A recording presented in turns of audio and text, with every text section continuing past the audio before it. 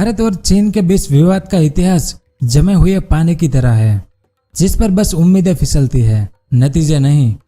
भारत की आज़ादी के बाद से चीन ने न जाने कितनी बार भारत के साथ विश्वासघात किया है, और इसका कारण क्या था? किसी न किसी जगह पर सीमा विवाद, जो सीमा हिमालय पर्वतमाला में पश्चिम से पूरब की ओर जाती है। दुनिया में सबसे अधिक ऊंचाई पर स्थित है इन दोनों देशों की सीमा, जहां सबसे मुश्किल हालातों में सैनिक तैनात रहते हैं, जहां कई जगहों पर साल भर तापमान शून्य के नीचे रहता है। यह दुनिया की ऐसी सबसे बड़ी सीमा भी मानी जाती है जिसकी पूरी तरह से मैपिंग नहीं हो सकी। भारत मैकमोहन लाइन को वास्तविक सीमा मानता है, जबकि चीन इसे सीमा नहीं मानता। इसी लाइन को लेकर साल 1962 में भारत और चीन के बीच जंग भी हुई थी, जिस दौरान चीन ने कई भारतीय जमीन पर कब्जा कर लिया था, जो आज भी कायम है। और जहां तक चीन का कब्जा है, वहां तक की सीमा लाइन ऑफ एक्चुअल कंट्रोल यानी LAC या वास्तविक नियंत्रण रेखा के नाम से जानी जाती है। तो आज के इस वीडियो में हम भारत और चीन के बीच जितने भी सीमा विवाद है उसके बारे में जानेंगे। किन किन जगहों पर है यह विवाद, कब कब यह विवाद हुए थे, इसके कारण क्या थे, इसका पूरा इतिहास जानेंगे हम आज के इस वीडियो में। तो वीडियो के अंत तक हमारे साथ बने रहिए। सबसे पहले तो आप ये जान लीजिए कि भारत और चीन के बीच टोटल 3488 किलोमीटर की लंबी सीमा रेखा है, जो भारत के जम्मू कश्मीर, हिमाचल प्रदेश, उत्तराखंड, सिक्किम और अरुणाचल प्रदेश से होकर गुजरती है। यह सीमा 3 सेक्टरों में बटी हुई है। पहला पश्चिमी सेक्टर यानी जम्मू कश्मीर, दूसरा मिडिल सेक्टर यानी हिमाचल प्रदेश और उत्तराखंड, और तीसरा पूर्वी सेक्टर यानी सिक्किम और अरुणाचल प्रदेश। तो इन पूरी सीमा रेखा पर भारत और चीन के बीच किन किन जगहों पर विवाद है, अब उसकी बात करते हैं।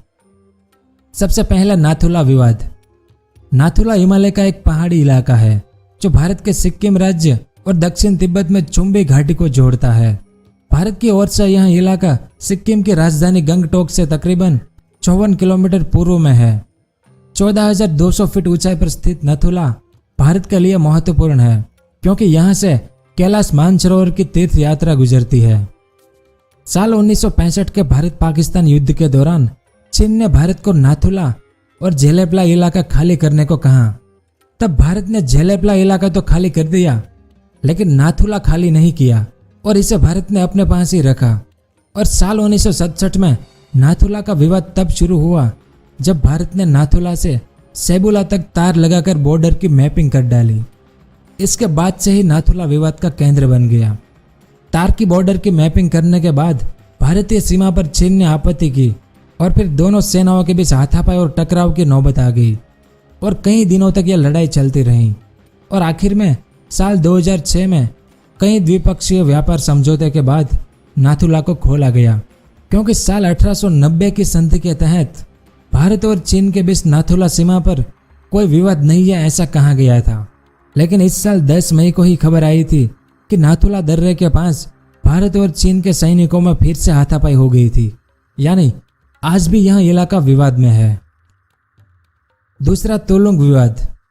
नाथुला विवाद चीन कभी हजम नहीं कर पाया और लगातार सीमा पर टेंशन बढ़ाने की कोशिश करता रहा। ऐसा ही एक मौका आया साल 1975 में। अरुणाचल प्रदेश के तुलुंगला में चीन ने असम राइफल्स के जवानों की पेट्रोलिंग टीम पर हमला किया। आधिकारिक तौर पर भारत ने 20 अक्टूबर 1975 को दावा किया कि चीनी सेनाएं तुलुंगला के दक्षिण में भारतीय क्षेत्र में घुस आई और असम राइफल्स के जवानों पर हमला कर दिया। चीनियों ने इन पर गोलीबारी भी की, जिसके परिणाम स्वरूप 4 सैनिक की मौतें हुई थी। और भारत सरकार के एक अधिकारी ने द न्यूयॉर्क टाइम्स को उस समय बताया था कि भारतीय क्षेत्र के भीतर घात लगाया गया था, जहां कई सालों से हमारे द्वारा नियमित रूप से गश्त किया जाता था। लेकिन चीन ने भारत के इस दावे को भी नकार दिया। और यह सब साल 1975 में जब सिक्किम भारत का हिस्सा बन गया था, उस समय भारत और चीन के बीच तनाव काफी अधिक था, तब यह घटना हुई थी। लेकिन कई लोग जब भारत और चीन के विवाद की बात आती है तो इस घटना को भूल जाते हैं। तीसरा है तवांग विवाद। अरुणाचल प्रदेश के तवांग इलाके पर चीन की निगाहें हमेशा से रही है, क्योंकि चीन तवांग को तिब्बत का हिस्सा मानता है और कहता है कि तवांग और तिब्बत में काफी ज्यादा सांस्कृतिक समानताएं हैं और तवांग बौद्धों का प्रमुख धर्मस्थल भी है।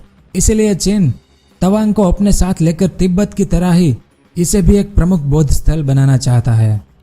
और दलाई लामा ने जब तवांग की मोनेस्ट्री का दौरा किया था तब भी चीन ने इसका काफी विरोध किया था।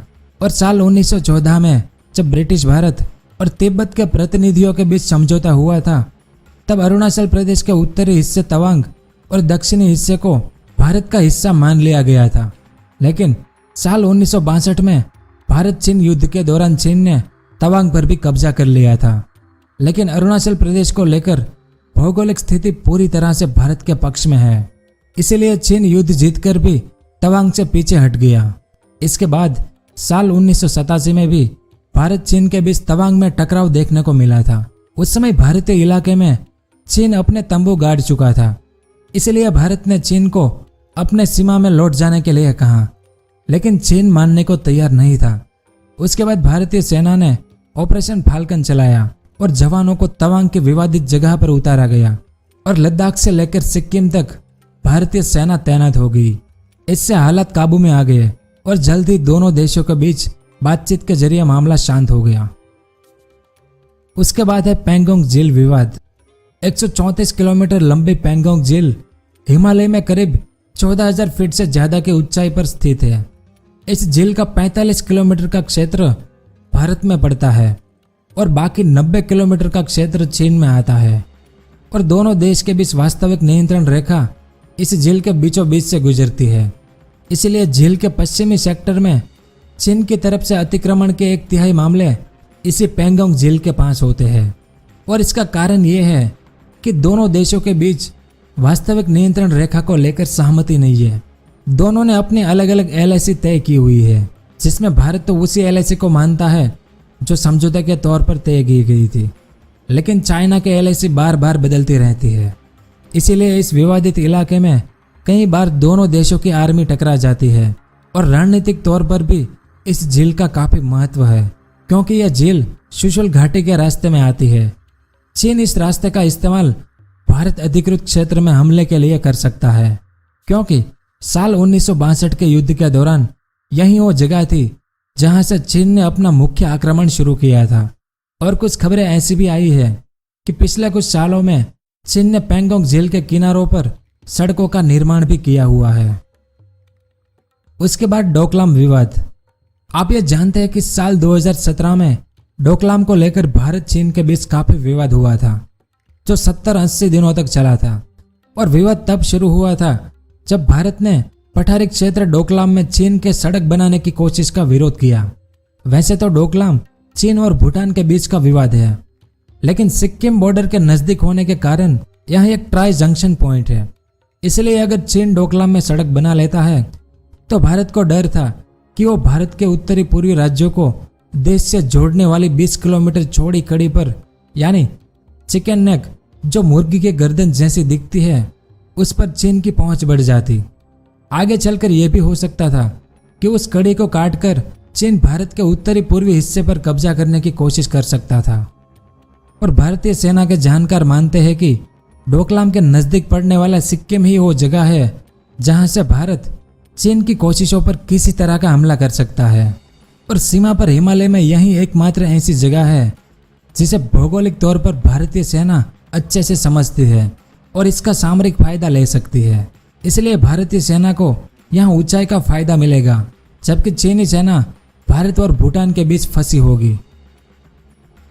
उसके बाद जो हाल ही में हमने देखा है, गलवान घाटी विवाद। गलवान घाटी विवादित इलाका अक्साई चीन में है। यहाँ पर वास्तविक नियंत्रण रेखा यानी LAC अक्साई चीन को भारत से अलग करती है। यह घाटी चीन के दक्षिणी चिनजियांग और भारत के लद्दाख तक फैली है। और यह इलाका भी भारत के लिए बेहद महत्वपूर्ण है, क्योंकि यह पाकिस्तान, चीन के चिनजियांग और लद्दाख की सीमा के साथ लगा हुआ है। और साल 1962 की जंग के दौरान भी गलवान नदी का यह इलाका जंग का प्रमुख केंद्र रहा था। अब चीन गलवान घाटी में भारत के निर्माण को गैर कानूनी इसलिए बता रहा है क्योंकि भारत चीन के बीच एक समझौता हुआ है कि LAC को मानेंगे और उसमें नए निर्माण नहीं करेंगे। लेकिन चीन वहां पहले ही जरूरी सैन्य निर्माण कर चुका है और अब वो मौजूदा स्थिति बनाए रखने की बात करता है। लेकिन सामने भारत भी अपनी स्थिति मजबूत करने के लिए वहां पर सड़कों और कुछ जरूरी चीजों का निर्माण करने लगा है। यहाँ विवाद अभी भी जारी है और यह विवाद चीन ने जानबूझकर शुरू किया है। इसके दो कारण हैं। पहला कि दुनिया की सभी बड़ी अर्थव्यवस्थाएं पिछले 5 महीने से मंदी के दौर से गुजर रही है, जिसमें चीन, अमेरिका, भारत, यूरोपीय देशों की जीडीपी गिरी है और कई लोग इसकी तुलना साल 1930 की द ग्रेट डिप्रेशन से करते हैं। इस पर हमने एक वीडियो बनाया हुआ है, आप वो जरूर देखिएगा। ऐसे में 17 अप्रैल को भारत सरकार ने एफडीआई के नियमों को पड़ोसियों के लिए और भी सख्त कर दिया। इसका सबसे ज्यादा असर चीन पर हुआ है। और दूसरा कारण यह भी है कि अभी 194 सदस्य देशों वाली वर्ल्ड हेल्थ असेंबली में एक प्रस्ताव पेश किया गया कि कोरोना मामले की जांच होनी चाहिए कि दुनिया भर में नुकसान पहुंचाने वाला कोरोना वायरस कहां से शुरू हुआ। और यह असेंबली विश्व स्वास्थ्य संगठन यानी WHO की प्रमुख विंग है, जिस प्रस्ताव का भारत ने भी समर्थन किया है। शायद इसीलिए चीन ने गलवान घाटी का विवाद शुरू किया है। तो यहाँ सब विवादित इलाके हैं भारत और चीन की सीमा रेखा पर। उम्मीद है कि आपको कुछ जानने को मिला होगा। अगर वीडियो पसंद आया हो तो लाइक और शेयर जरूर कीजिए। धन्यवाद।